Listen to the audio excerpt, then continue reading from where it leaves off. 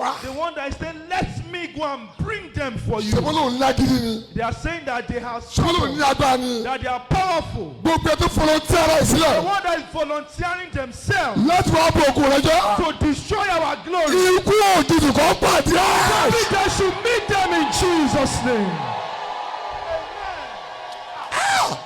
Gbọ́ tó wí ni. Gbogbo ẹ̀ tó volunteer ara rẹ̀. The one that is volunteering themselves. Ẹ jẹ́ báyìí pàtì ẹ̀jẹ̀ wá. That let me go and destroy their life for Ẹ you. jẹ́ ń jábọ́ fún yín. Let me bring them down for you. Gbogbo ẹ̀ tó volunteer ara The rẹ̀. one that is volunteering themselves. Ẹ fi ilẹ̀. Leave them. Ẹ jẹ́ báyìí mọ̀. Let me catch them for you. Ẹ jẹ́ báyìí palẹ̀ kọ́. Let me make them cry. Ẹ jẹ́ báyìí fìyà jẹ́. Let me destroy their lives. Bàgẹ́ẹ̀tì ẹ̀ fún yín. I'm going to get them for you. Gbogbo ẹ̀ tó fìyà The sílẹ̀. one that is dropping Láti themselves wá dè ọ́. to put you in bondage. Láti dààmú rẹ̀. To destroy your life. Ikú òjijì kan pàdé I ẹ̀. should meet them in Jesus' name. Amen. Ẹ̀yin bá tọ̀ ọmọ máa ṣe o. Children does it. Ọmọ máa volunteer rẹ̀. Children volunteer themselves Láti bá yóò bí ẹ̀jẹ̀.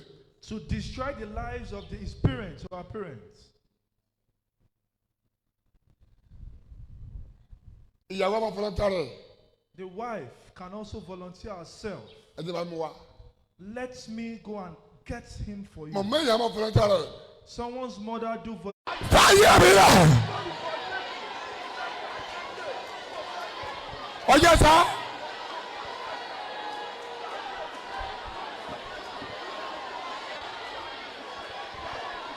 Ìwé mi ọkọ̀ rò. Ìwé mi ayé ọ̀rọ̀. Fi ayé mi lẹ̀.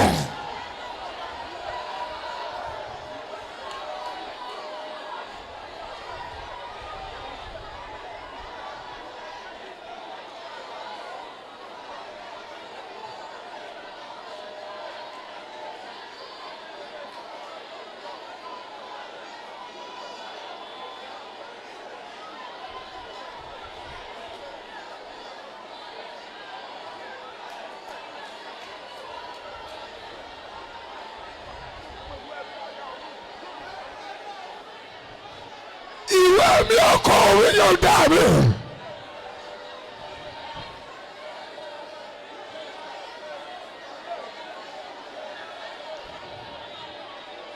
Fi ayé mi lẹ̀.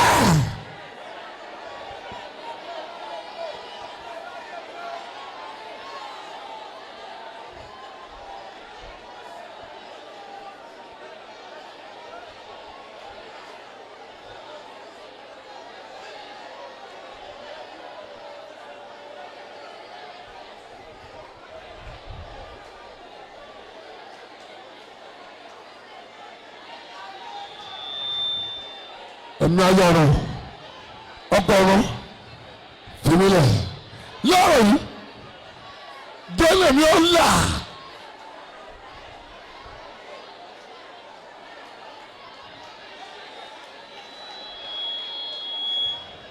Ẹjí sáàbì ó dìde padà.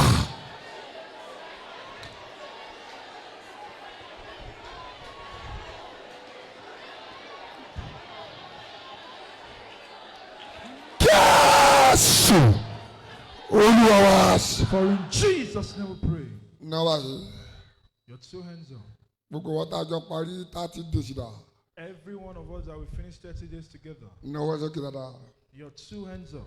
Ìwọ tá a jọ parí 30 days dà. That we finished 30 days Pẹ̀lú ìṣòro yẹn. with the vigil, Pẹ̀lú àwẹ̀ yẹn. with the fasting, Pẹ̀lú bógàmù rọ̀lẹ́. with the program in the evening. Ẹnáwó méjèèjì. Your two hands up. Ìwọ tó wà lórókè Friday náwó You that sókè. you're on this mountain here. Tó o bá rí àmì ṣe. If you can say amen. Ẹ̀mí ayá ọ̀run. The spirit of the spiritual wife. Ẹ̀mí ọkọ ọ̀run. The spirit of the spiritual husband. Tó ń dààmú iṣẹ́ gbogbo wa. That is destroying our work. Láàárọ̀ yìí. This morning. Ilé lè bọ́ ta. Ìbí tó ọmọ ilé dùn àná. That this person you Èmi see in lọ́kọ the rẹ̀. dream. It's our spiritual Wòlíì husband. ti pín wa níyà. The Mẹ́mi ò ní lọ o. the prophet has separated them, but he said he's not going to Bí n leave. bá lọ, If he's going to leave, ìṣúnyàrá. that let's go. Bàbá ọ̀sùn náírà. That they should go to the room together. Ní tó mọ̀ lọ. ọba ọ̀sán dáadáa tó wọ̀ lọ. He did what he wanted to do. And he left. And he told her that he had left her alone. That they are separated today. That is leaving. No, what's okay? Your two hands up. If you can say me, that she saw the man in physical blood and flesh. Till now, she's not seen it again. No, what's okay? Your two hands up. If you can say amen. The powerful spiritual husband. The powerful spiritual wife. For you that can say 7 amen.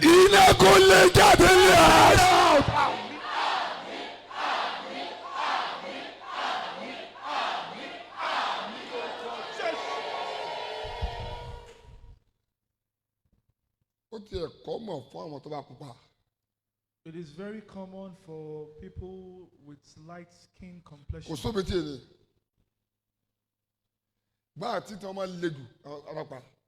The one that are light skinned are the one that is really, really rampant.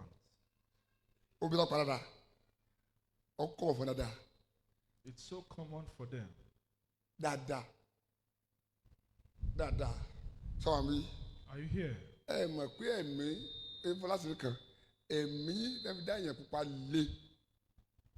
spirit that they use in making a fair complexion person is very strong. It is very strong. For a male and a female.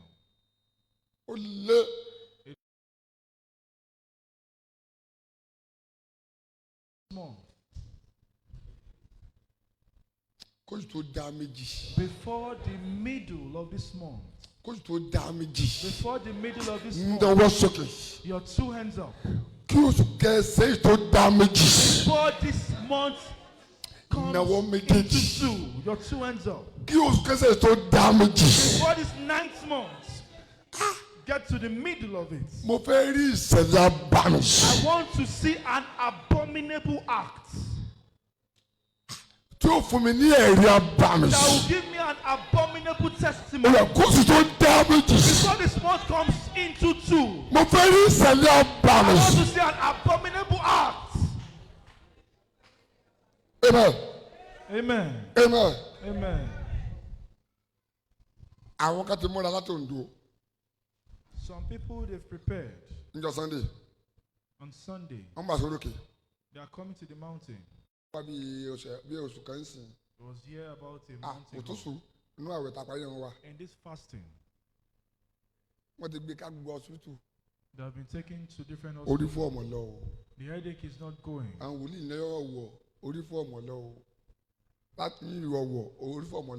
here to Owo, the headache is not going.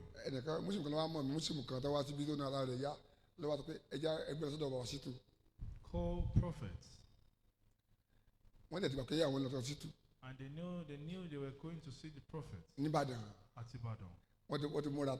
They were ready to come. When we get to Ibadan, everything that is concerning your case, everything about his headache could go. And they boarded the vehicle. They are about to start. That they are taking him to Ibadan. The wife alighted from the vehicle. Said, wait. She went inside. And she took out something and gave it to the husband. Use it. When she used it, and the headache went away. Calm down. We are not going to Ibadan anymore. Your two hands up. Without seeing daddy before. Without knowing him. They know each other in the spiritual. And even it's a charm prophet, she will have seen. They know them. Because they are working for the. Let him leave his place with good health and die in his house. And they'll leave him be. So I'm Are you here? You shout. In this 9th month, before it comes into 2, abominable act. Abominable in this 9th month. God, let it happen. In Jesus' name.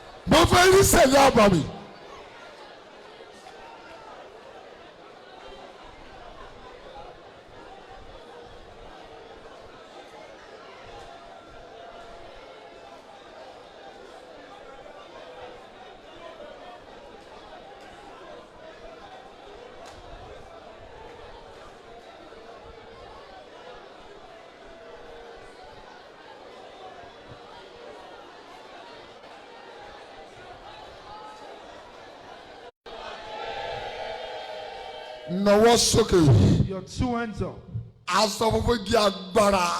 The cloth of power. Your 2 hands up. The white cloth is a cloth of power.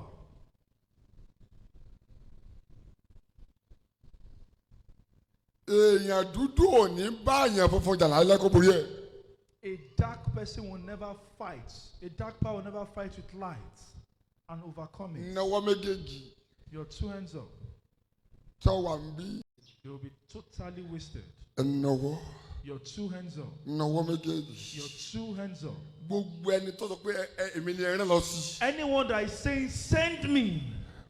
The one that is brave to say, send me to them. The one that is saying, let me go and bring them for you. They are saying that they have struggled, that they are powerful. The one that is volunteering themselves to destroy our glory. They should meet them in Jesus' name.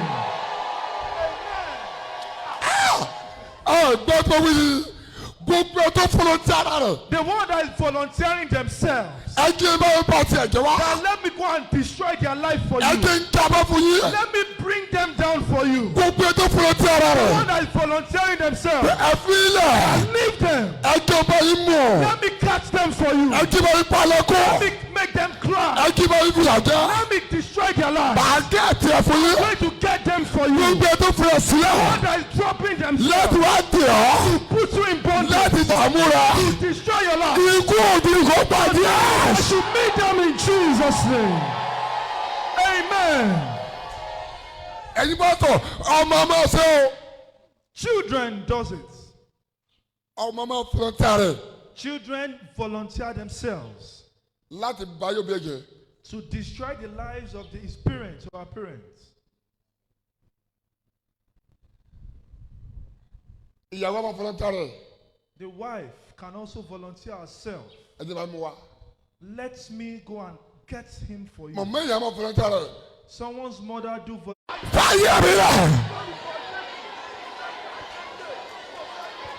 Oh yes, sir.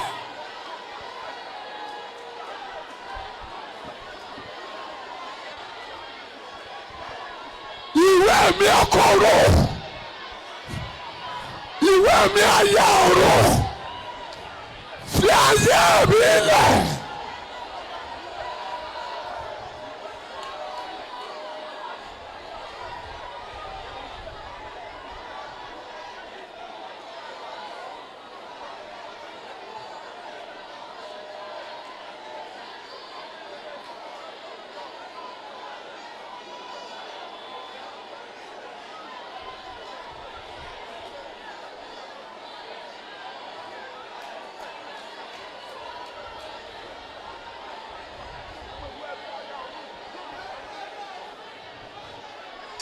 Èmi ọkọ òwe yóò dá mi.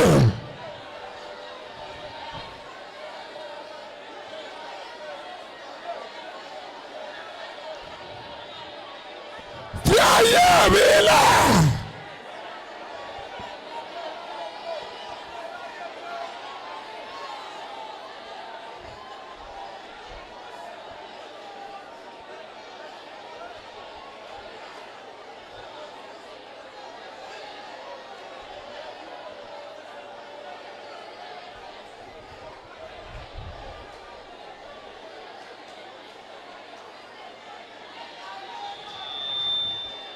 Ẹ̀mí ayọ̀rọ̀ ọgbọ̀rọ̀ fìmílẹ̀ lọ́rọ̀ yìí délé mi ó là.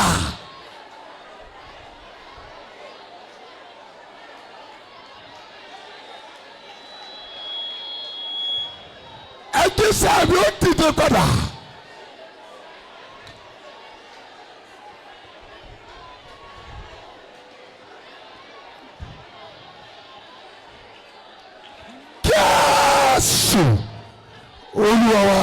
For in Jesus' name we pray. Now, Your two hands up. Every one of us that we finish 30 days together. Your two hands up. That we finished 30 days with the vigil, with the fasting, with the program in the evening. Your two hands up. You that you're on this mountain here. If you can say amen.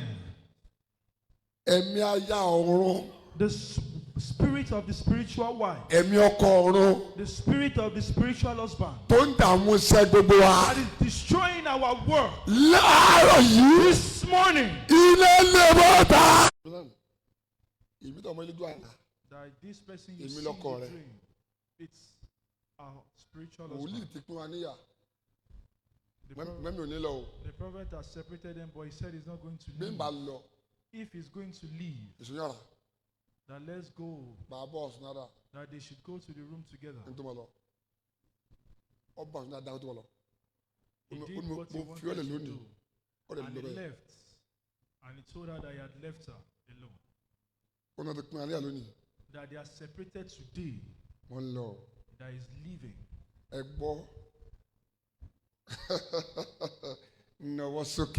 Your two hands up.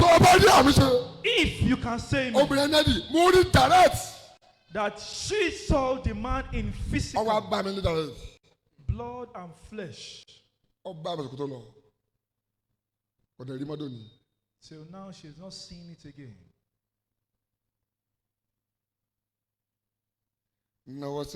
Your two hands up. If you can say amen.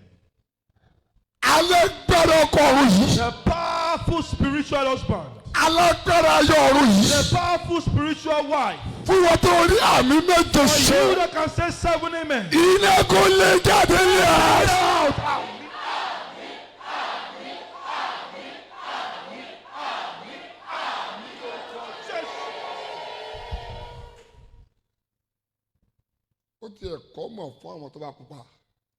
It is very common for people with light skin complexion.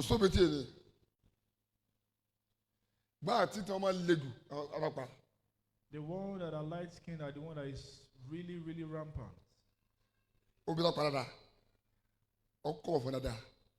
It's so common for them.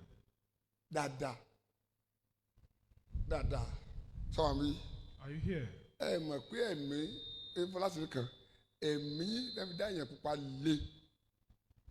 spirit that they use in making a fair complexion person is very strong. It is very strong. For a male and a female.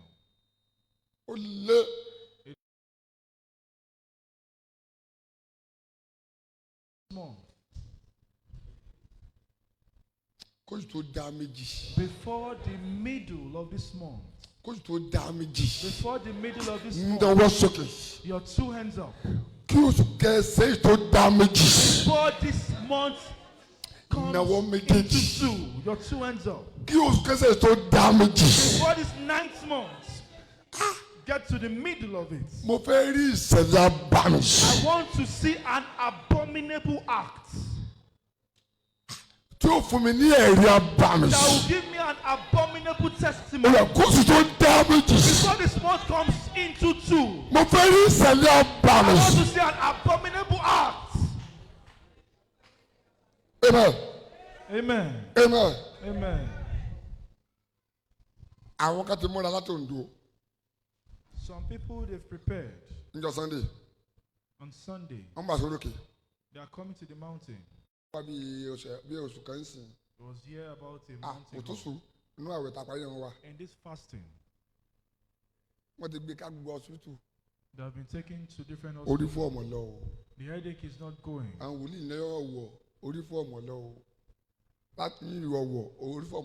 From year to year, the headache is not going.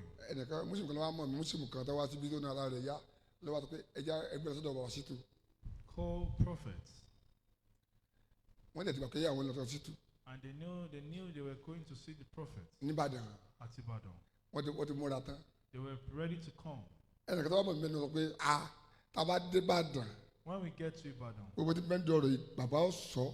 everything that is concerning your case, everything about this headache could go. And they boarded the vehicle. They're about to start.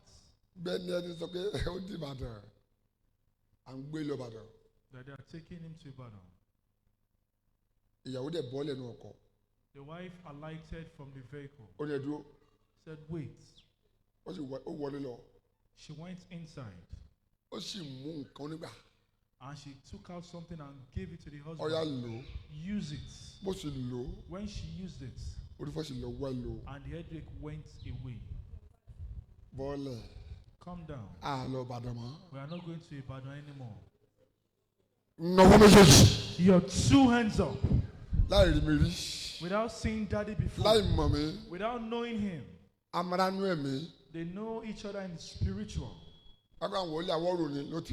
I didn't mean it's a charm prophet. She will have seen. They know them.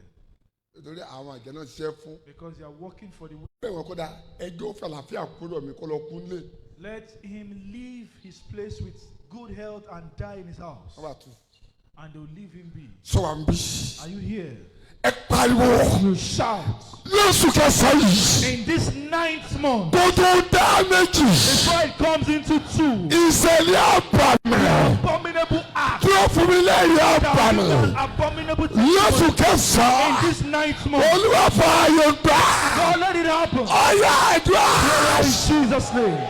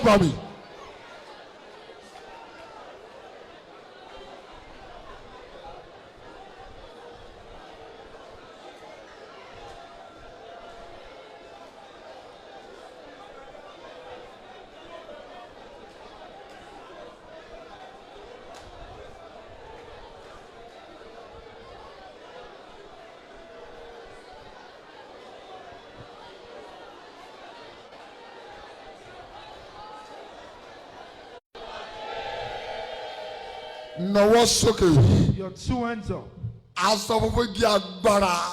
The cloth of power. Your 2 hands up. The white cloth is a cloth of power.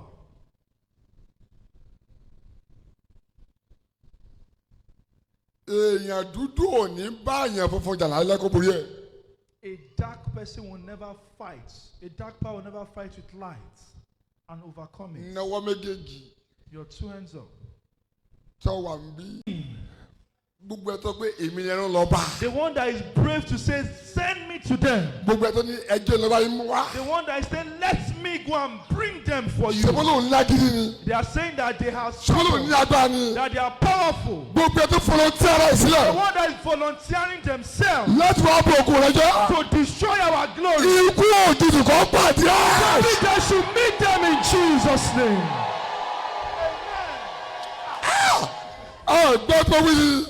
The one that is volunteering themselves. That let me go and destroy their life for you.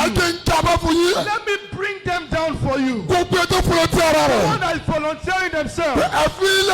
Leave them. Let me catch them for you. Let me make them cry. Let me destroy their life. I'm going to get them for you. The one that is dropping themselves to put you in bondage, to destroy your life.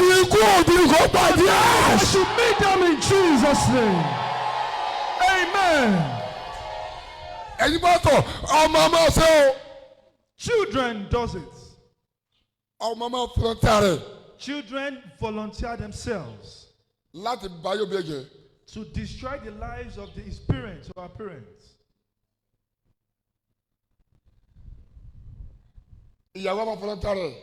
The wife can also volunteer herself. Let me go and get him for you. Someone's mother do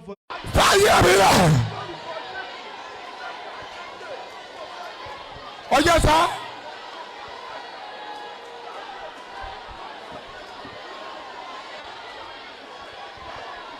Ìwé mi ọkọ̀rọ̀, ìwé mi ayé ọ̀rọ̀, fi ayé mi lẹ̀.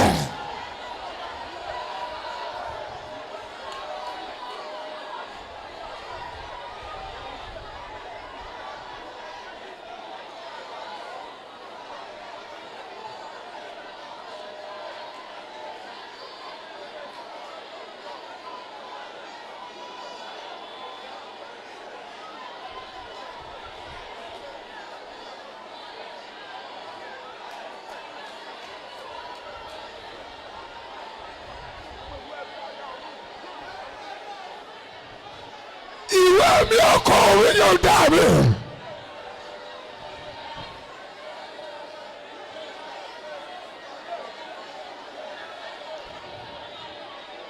Fi ayé mi lẹ̀.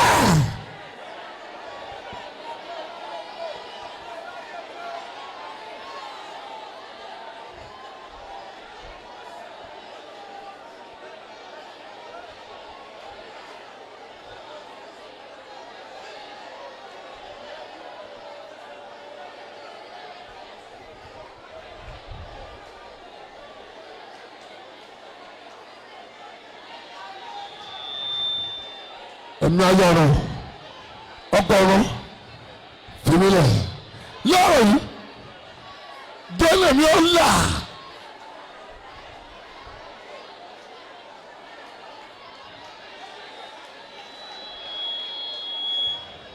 Ẹjí sáàbì ó dìde padà.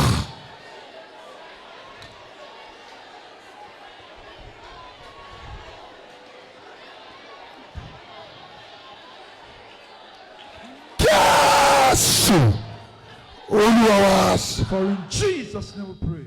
Now, your two hands up. Every one of us that we finished 30 days together. Your two hands up. That we finished 30 days. With the vigil. With the fasting. With the program in the evening. Your two hands up. You that you're on this mountain here. If you can say amen.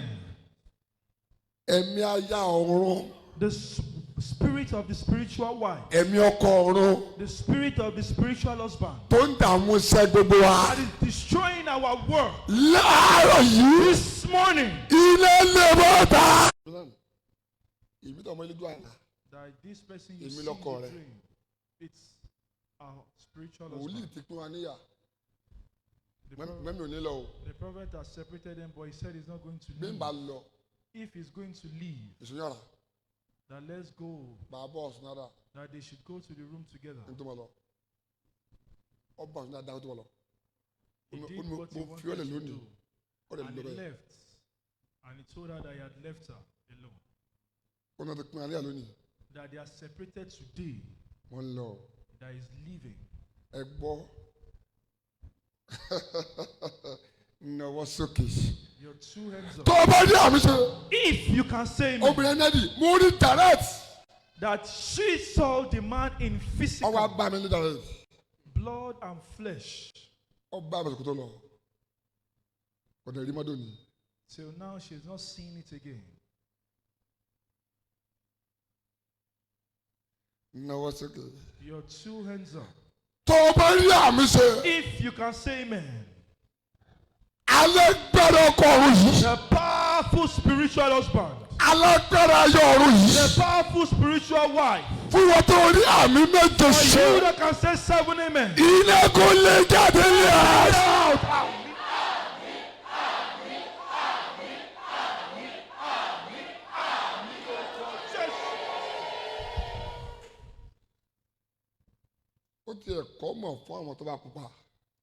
It is very common for people with light skin complexion.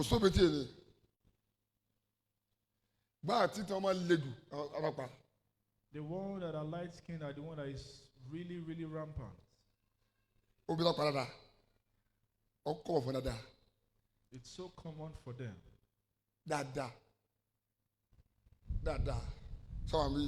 Are you here?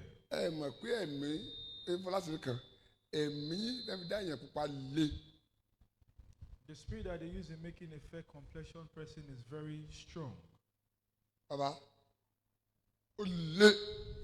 It is very strong. For a male and a female.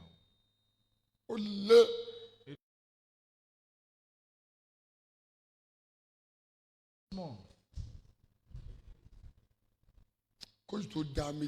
Before the middle of this month. Before the middle of this month. Your two hands up. Before this month comes into 2. Your two hands up. Before this 9th month. Get to the middle of it. I want to see an abominable act.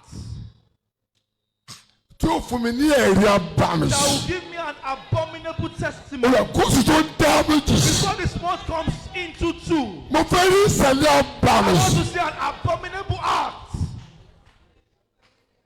Amen. Amen. Amen. Amen. Some people, they've prepared. On Sunday, they are coming to the mountain. It was here about a month ago. In this fasting, they have been taken to different hospitals. The headache is not going.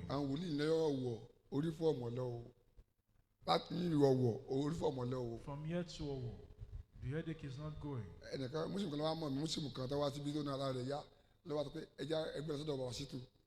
Call prophets. And they knew they were going to see the prophet at Ibadan. They were ready to come. When we get to Ibadan, everything that is concerning your case, everything about his headache could go. And they boarded the vehicle. They are about to start. That they are taking him to Ibadan.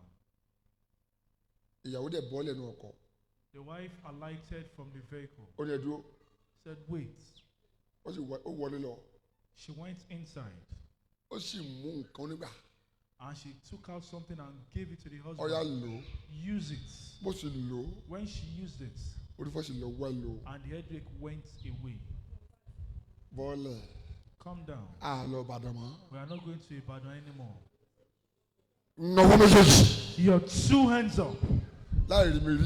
Without seeing daddy before. Without knowing him. They know each other in the spiritual. I didn't mean it's a charm prophet. She will have seen. They know them. Because they are working for the.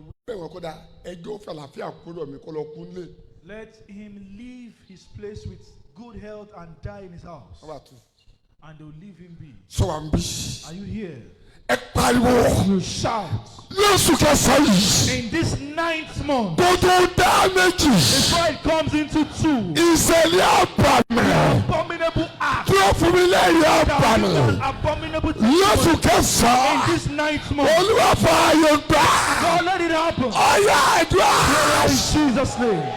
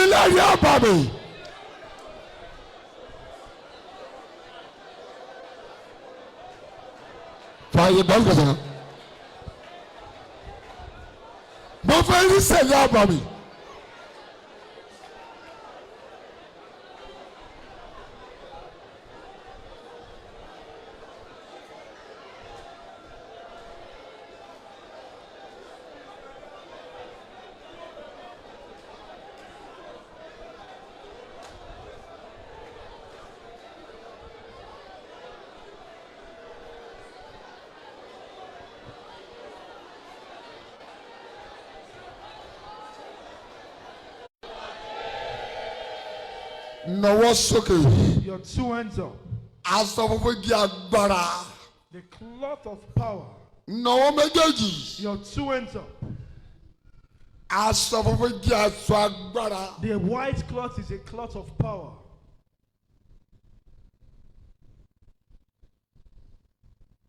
A dark person will never fight. A dark power will never fight with light and overcome it. Your 2 hands up.